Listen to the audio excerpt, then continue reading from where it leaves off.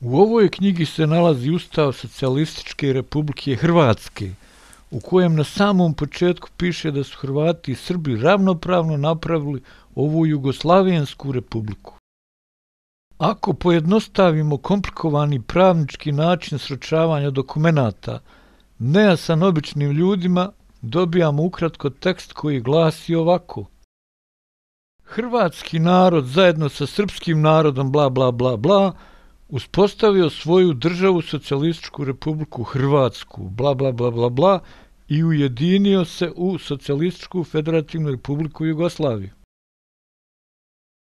Ustav SFRJ je iznad republičkih ustava i kada se govori o pravu na samoopredjeljenje, to se odnosi na narode, a ne na republike ili pokrajine, ali uz saglasnost drugih konstitutivnih naroda.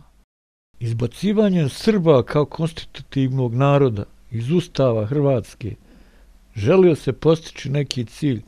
Poslušajmo od organizatora koji. Ne bi bilo rata da smo odustali od svoga cilja da stvorimo samostalnu i nezavisnu državu Hrvatsku.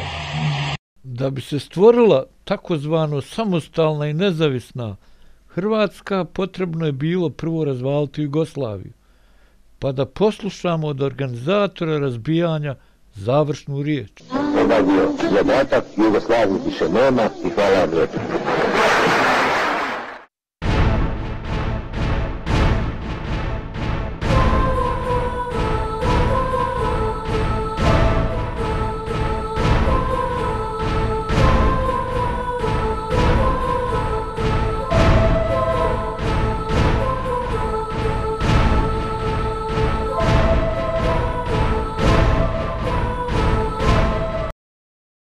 Pogledajmo šta je izjavio poznati jugoslavenski glumac koji ima u svom prezimenu korijen riječi Serb.